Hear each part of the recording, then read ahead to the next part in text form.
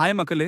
இது உங்கள் சித்தார். ஸோ இன்னைக்கு நம்ம சிறகடிக்க ரிவ்யூ தான் பார்க்க போறோம். இன்னைக்கு 30 செப்டம்பர் என்ன நடந்துச்சுன்னு பார்த்தீங்க அப்படின்னா, ஃபர்ஸ்ட் சீனே வந்து உங்களுக்கு தெரிஞ்சது தான். முத்து வந்து ராணிட்ட சொல்றாரு, இது மாரி இனிமே மனோஜ் தான் உன்னுடைய ஹஸ்பண்ட். ஸோ எங்க அம்மா தான் உன் மாமியார். நான் உங்க கால்ல போய் விழு அப்படிங்கிறாரு.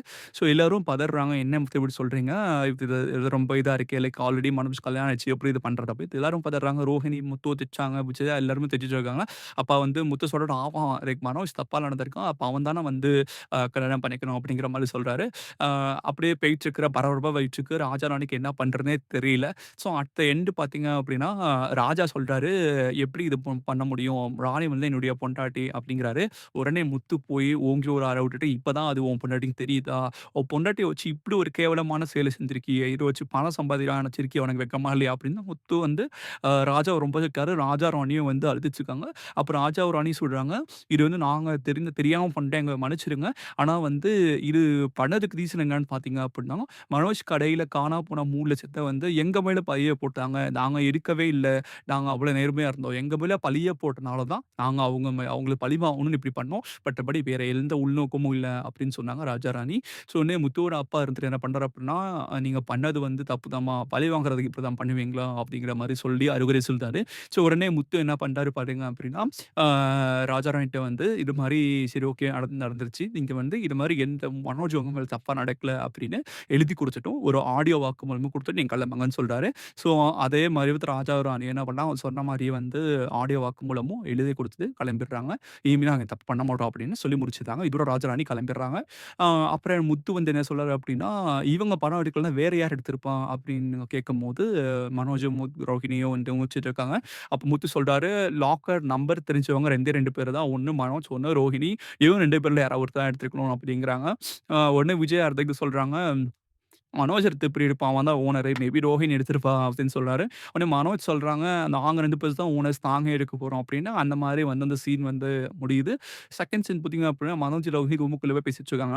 மனோஜ் சொல்றாரு, "ரோஹினி நீ தான் தெரியாம ஏதோ எடுத்திருக்கியா?" அப்படி கேட்கும்போது ரோஹினி வந்து செம காண்டாயி, "என்ன மனோஜ் என்ன சந்தேகப்படுறியா? நானும் நீயும் தான் ஓனர்ஸ். நம்ம ஏன் எடுக்க போறோம்?" அப்படின்னு சொல்லி அது ஒரு சைட்ல ஒரு இதா போயிட்டு இருந்துச்சு. அந்த சீன் அதோட முடியுது. ரோஹினிக்கு ஒரு பயம் இருக்கு. நம்ம எங்கேயாவது மாட்டி முத்து கண்டுபிடிச்சுட்டு வரோம் அப்படின்னு ஒரு பயம் இருக்கு.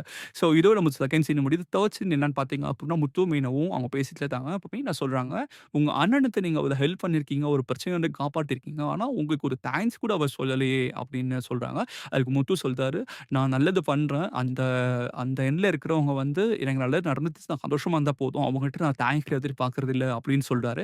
ஸோ உடனே மீனா வந்து இருந்துட்டு, "உங்களுக்கு நல்ல பெரிய மனசு தான்." அப்படின்னு சொல்லிட்டு இருக்காங்க. அதுக்கப்புறம் கிறிஷோட அம்மா வந்து முத்து ரவுடின்னு சொன்னாங்க இல்லையா? அது வந்து மீனாக்கு குடுத்துட்டே இருக்கு. எப்படி அவங்க ரவுடி சொல்லுவாங்கன்னு சொல்லிட்டு அந்த மாரி ஒரு சீன் போயிட்டுருக்கு. இடையில பார்த்தீங்கன்னா, முருகன் வித்யா இருக்காங்க இல்லையா? முருகன் வந்து கால் பண்றாரு முத்துக்கு. கால் பண்ணி இது மாரி வந்து பத்திரிக்கை நாங்க அடிச்சிருக்கோம். கோயிலுக்கு போய் அர்ச்சனை பண்றோம். நீங்க வந்தா நல்லாருக்கும். நீங்களும் மீனாவும் அண்ணியும் வந்தா நல்லாருக்கும்னு சொல்றாரு. ஸோ அத கேட்டுட்டு முத்துவுமேவும் சரி கண்டிப்பா வரோம்ன்னு சொல்றாங்க. இது 3வது சீன் முடியுது. 4வது சீன் பார்த்தீங்க அப்புறம் எல்லாருமே வித்யாவும், முருகனும் கோயிலுக்கு வராங்க. முத்துவும், மீனாவும் கோயிலுக்கு வராங்க. வித்யா, முருகன் வந்து பார்த்தீங்கன்னா, கோயில் முன்னாடி வந்து அந்த பிரார்த்தனை பண்ணி அவங்களோட பத்திரிக்கைய வச்சு அர்ச்சனை பண்றாங்க. ஸோ முத்து, மீனா வந்ததுக்கப்புறம் வந்து முத்து, மீனா கையால அத வாங்கணும்னு ஆசைப்படுறாங்க பத்திரிக்கைய. அதே மாரி முத்து, மீனாவும் சந்தோஷமா அத குடுக்குறாங்க. ஆ இதோட இந்த சீன் போயிட்டுருக்கு. அப்புறம் வந்து பார்த்தீங்கன்னா, எல்லாரும் பேசிட்டு இருக்காங்க.